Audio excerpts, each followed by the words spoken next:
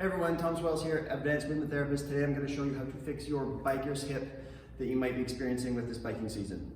Now, when I'm talking about biker's hip, I'm talking about cycling. So whether you're a road biker or a mountain biker, what I'm seeing at the clinic is a lot of impingement or pinchy hips when people are doing a lot of long rides, but then they can't get that hip pain gone. So to combat this issue, we're going to use a long loop band, and we're going to say it's the right hip that we're getting impinged on.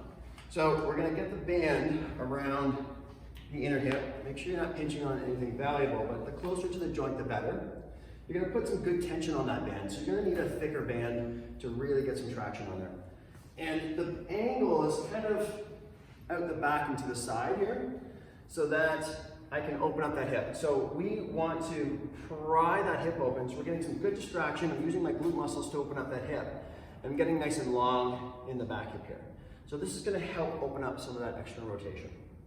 We're going to do 10 to 15 reps here as we pry that open to create some space. Next, we want to load it up a little bit. So we're going to keep the band on, and this is going to vary for a lot of people. You know, some people can go into a deep pigeon pose. Some people are going to have to kind of bring it in tight here. It doesn't really matter. The idea is we're going to isolate that hip joint, and we're going to load and stretch those glutes. So, same idea, we're going to slowly lower. The band is pulling my hip out the backside, so I'm stretching this posterior capsule, and I'm going to use my body weight to help assist that. I can also sit here and balance. Now I can create some strength in that new range of motion that I've just created. Now there should be no pain or pinchiness in the knee. If there is, make some adjustments. So you're just going to come down, hold 1 to 2 breaths, and you can press back out.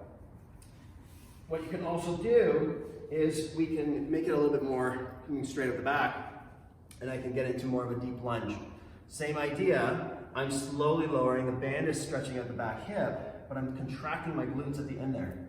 And if you're really up for it, we can add some strength, we can slowly start to press through, and now I gotta use my glute all the way through that long range, right up into the short range, and work on that control. So I can balance on that leg, let the band pull me back, eccentric. All those glutes are getting nice and stretched, but they're also working and we're mobilizing the joint. So now it's not enough to just strengthen the glutes. We need to go out to that hip flexor on the front side as well. So we're going to set up into a bridge. We're going to lock that core down, unlocking this glute.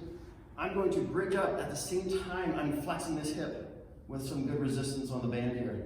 So we need to strengthen the hip flexors as well as the glutes because they work across the pelvis to stabilize the pelvis. We can stay here for a couple breaths, really locking in this glute on the left and my right hip flexor, and then slowly come back down. 5 to 10 reps is a lot, especially when you're doing holds with this, so I'll give it a try. You're also going to want to switch to the other side because we do want that glute to work here. So we're going to strengthen both sides of the pelvis with this exercise to create that balance. I hope you found this information helpful. If you need more specific assessment techniques and treatment for your individual bodies and your own individual orthopedic issues, locate an advanced movement therapist near you.